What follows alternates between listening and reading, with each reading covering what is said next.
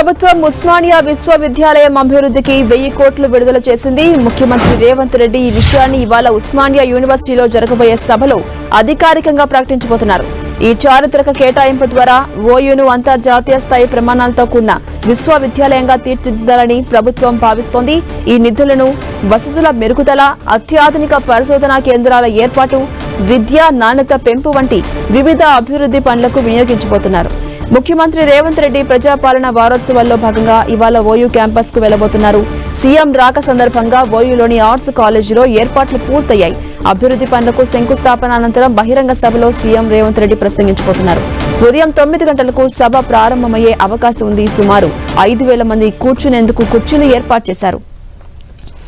ఇక CM Revanth Reddy OU పర్యటనలో ఈ భారీ నిధుల కేటాయింపు విషయాన్ని విద్యార్థులు, అధ్యాపకులు, పూర్వ విద్యార్థుల సమక్షంలో ప్రకటించబోతున్నారు. గతంలో ఓయూలో పర్యటించినప్పుడు ఇచ్చిన హామీ మేరకు ముఖ్యమంత్రి ఈ భారీ కేటాయింపును చేసి విశ్వవిద్యాలయ అభివృద్ధి పట్ల ప్రభుత్వ నిబద్ధతను చాటుకోబోతున్నారు. రాష్ట్రంలో విద్యారంగానికి, ముఖ్యంగా అత్యున్నత విద్యాసంస్థ అయిన ఉస్మానియా విశ్వవిద్యాలయానికి పూర్వ వైభవం తీసుకురావాలనే లక్ష్యంతో ఈ నిర్ణయం తీసుకున్నట్లుగా తెలుస్తోంది. ఈ 1000 కోట్ల నిధులు ఓయూ చరిత్రలోనే అతిపెద్ద కేటాయింపుల్లో ఒకటిగా నిలిచే అవకాశం ఉంది.